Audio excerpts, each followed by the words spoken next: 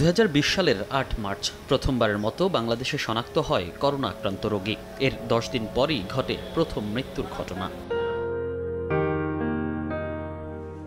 বিশ্বের অন্যান্য দেশের মতো এক অবর্ণনীয় সময় পার করে বাংলাদেশ। যে পরিস্থিতি স্বাভাবিক হতে শুরু করে 2023 সালে। সে বছর 37 জন মারা গেলেও পরের বছর মারা যায়নি কেউই। মানুষও ফেরে স্বাভাবিক জীবনে।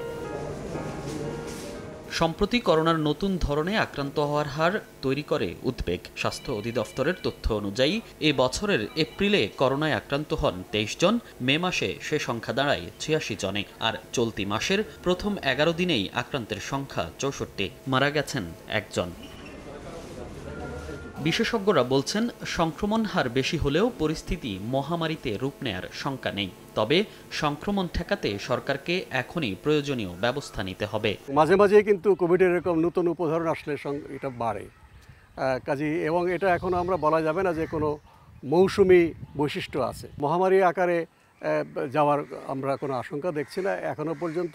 তবে অবশ্যই আমাদের সতর্ক থাকতে হবে। যত সংক্রমণকে আমরা নিয়ন্ত্রণ করতে পারবো, এই ভাইরাসটার পরিবর্তন করার ক্ষমতাটা ততটা কমে যাবে। সরকারকে আমরা বলবো যে এই সমস্ত তথ্যগুলো মানুষকে জানানো, এবং যারা এই বিষয়ে কাজ করছেন তারা যেন সরাসরি গণমাধ্যমে কথা বলেন। করোনা পরীক্ষার পাশাপাশি নিয়মিত ভ্যাকসিন কার্যক্রম চালু রাখারও পরামর্শ এই বিশেষজ্ঞের। এর মধ্যেই বুধবার সংবাদ সম্মেলন করে স্বাস্থ্য অধিদপ্তরের মহাপরিচালক জানান, টিকার কার্যক্রম চালু আছে, সংকট নেই করোনা পরীক্ষার কিটেরও। এখন যেহেতু সংক্রমণটা বাড়ছে এবং মানুষ সতর্ক হচ্ছে, কাজে পরীক্ষা করার যে সুযোগগুলো সেগুলো আবার নতুন করে চালু করা দরকার। কিট অলরেডি আমরা সংগ্রহ করেছি, এবং আপনারা জানেন যেখানে আরটিপিসিআর হয় বিভিন্ন জায়গায়, সেখানে এখনও কিট আছে। কিছু কিছু জায়গায় এগুলো অ্যাকচুয়ালি মেয়াদ উত্তীর্ণ হয়েছে। মন্ত্রণালয়ের মাধ্যমে বিভিন্ন আমাদের বন্ধু দেশের সাথে আমরা যোগাযোগ করছি। আমরা আশা করছি কিটের কোনো সমস্যা হবে না ইনশাল্লাহ।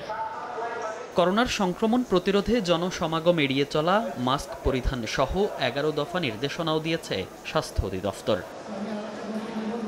মনির হোসাইন, সময় সংবাদ, ঢাকা।